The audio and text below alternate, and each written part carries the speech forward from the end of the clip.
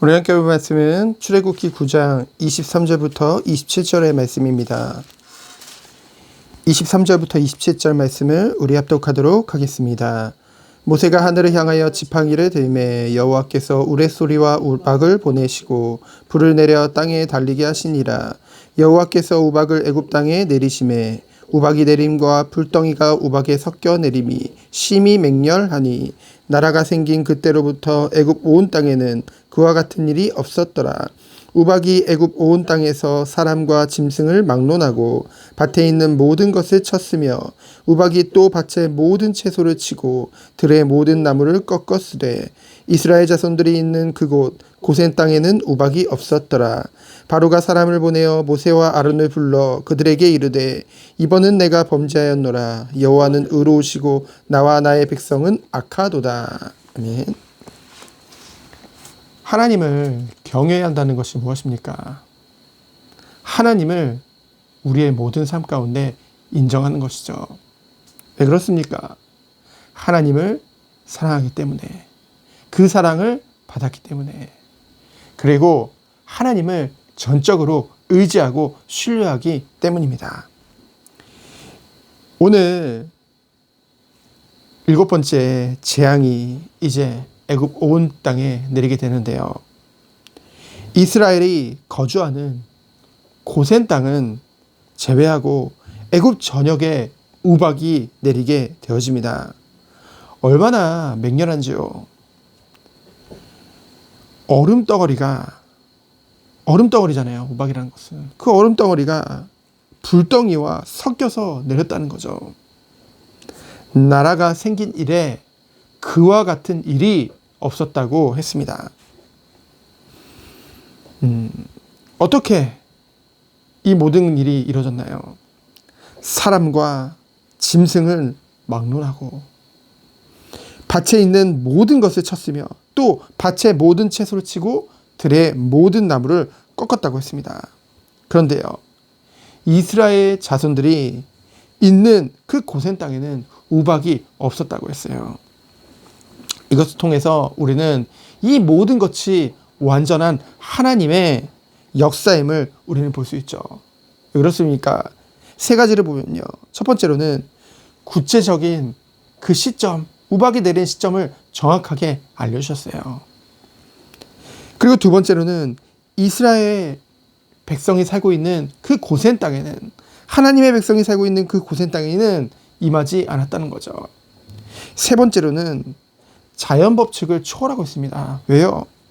우박 그 얼음덩어리와 불덩이가 섞여가지고 떨어진다는 것은 사실 자연의 이치에 맞지 않는 거잖아요.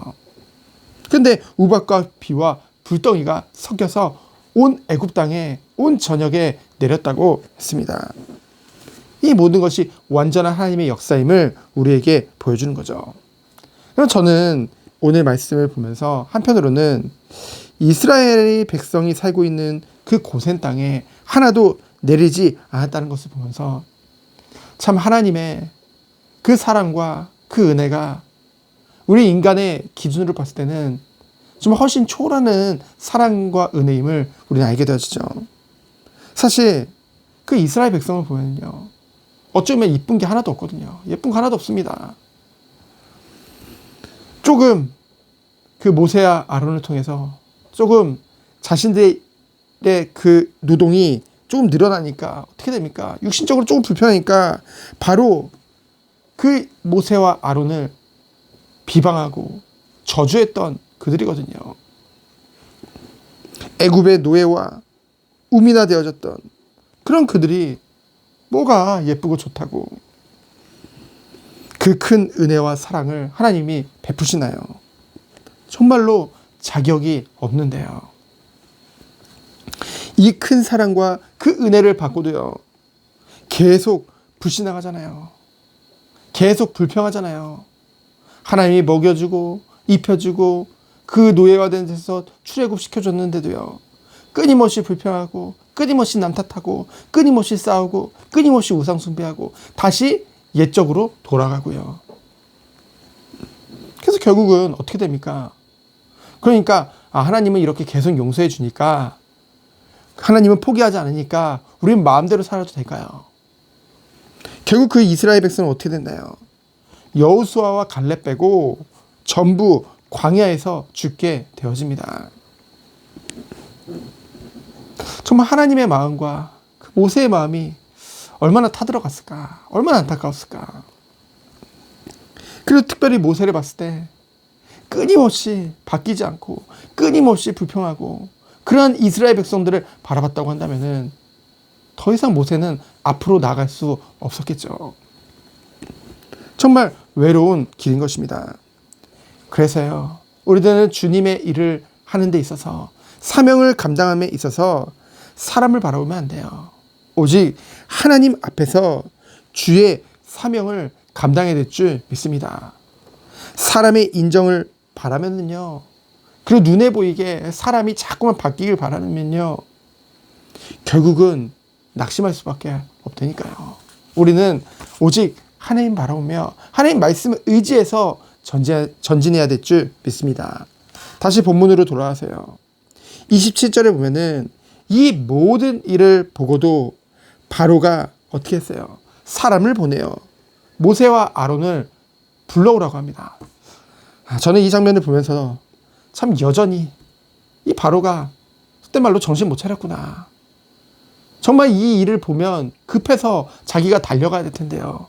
사람 보내서요, 모세와 아론 불러오라는 거예요. 여전히 이기적이고 권위적이고요. 본인이 직접 할 것이지. 정말 나라와 그 백성을 생각했다고 한다면은 정말로 그 마음에 조급함이 있었을 거 아니에요. 그런 거 없다는 거죠. 오직 자기만을 사랑하고 이기적인 그 거짓 목자, 거짓 왕의 모습을 우리는 보게 되어집니다. 그러면서 뭐라고 고백합니까? 이번에는 내가 범죄했다.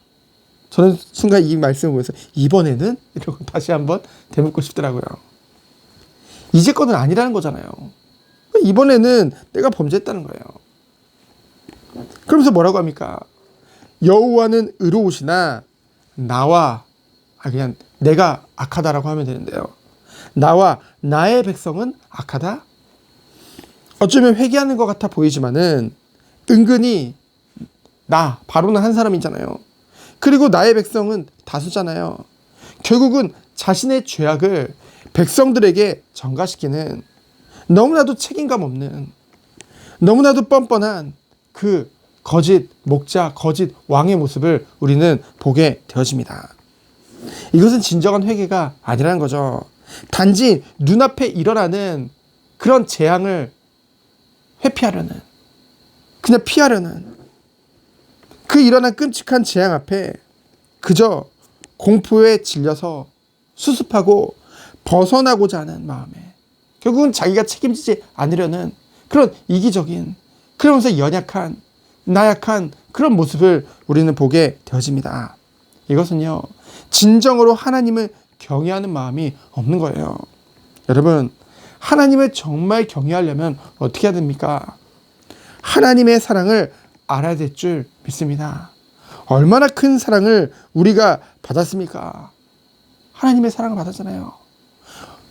아담과 하와 이후로 죄로 인해서 전적으로 타락하고 전적으로 부패하고 전적으로 무능하고 전적으로 무지할 수밖에 없던 우리들을 하나님이 선택하시고 그 하나님의 아들인 예수님이 이 땅에 인간의 몸으로 오셔서 십자가에서 죽으심으로 그 피로 말미암아 우리 죄가 사해진 거잖아요. 부활하셨잖아요. 능력을 보여주셨잖아요. 그 큰 사랑과 그 은혜를 받고도요, 우리는 어찌 그릇된 길을 가는지요. 이스라엘 백성을 통해 우리가 깨달아야 될 것이 무엇입니까? 출애굽하고도요, 결국 약속의 땅 가보지도 못하고 광야에서 다 죽었다니까요. 정말로 우리는 두렵고 떨리는 마음으로 바울의 고백과 같이 두렵고 떨리는 마음으로 구원을 이뤄야 될 줄 믿습니다. 매일매일 회개하며 정말 주 앞에 나아가야 될 줄 믿습니다. 하나님의 신실하심이죠. 하나님을 경외한다는 것은 하나님의 사랑을 알고 하나님을 신뢰한다는 것입니다. 언약하시고 그 언약을 이루시는 하나님, 우리의 모든 앞길을 세밀히 인도하고 계시는 그 하나님. 우리의 발걸음이 우연이 아니요 하나님의 완전한 계획과 섭리하심 속에 있다는 것을 믿는 그 믿음을 가질 때 우리는 모든 것 가운데 하나님께 감사할 수 있고 하나님을 경외할 수 있는 줄 믿습니다. 그래서요, 우리들은요, 사람이 아니에요. 하나님 앞에서 모든 것을 인도하는 것이죠. 인도받는 것이죠. 사람은요, 연약합니다. 나약합니다. 다들 이기적일 수밖에 없어요. 자기 중심적으로 갈 수밖에 없는 것입니다. 그래서요, 사람을 바라보면요, 낙심할 수밖에 없다니까요. 좌절할 수밖에 없다니까요. 오직 하나님만을 바라보며 묵묵히 주님을 신뢰하기에, 묵묵히 하나님이 예배 두신 그 길, 주님이 원하시는 그 길을 걸어야 될 줄 믿습니다. 그것이 성도가 가는 길이에요. 사람에게 인정받는 길이 아닙니다. 세상에게 인정받는 길이 아닙니다. 오직 하나님께 인정받는, 오직 하나님만을 바라보는 그 길이라니까요. 그 길을 우리 성도님들이, 우리 저원교회가 가길 원합니다. 오늘 철야 기도에 있습니다. 정말로 이 마음과 이 중심을 가지고 주 앞에 나아가 부르짖으며 회개하며 오직 주님이 원하시는 그 뜻과 계획을 이루는 그런 철야 기도회, 그리고 오늘 하루 되어지기를 예수 그리스도 이름으로 축원드립니다. 이 시간 기도합니다. 하나님 감사합니다. 오직 주님만을 바라보게 하여 주옵소서. 주님만을 의지하게 하여 주옵소서. 눈앞에 보이는 것을 바라보는 것이 아니라 영원하신 하나님 바라보며 오늘도 주님이 예비하신 그 길을 묵묵히 걸어가는 우리 모든 성도님들, 그리고 저원교회들로 주께서 축복하여 주옵소서. 살아계신 예수 그리스도 이름으로 기도합니다. 아멘.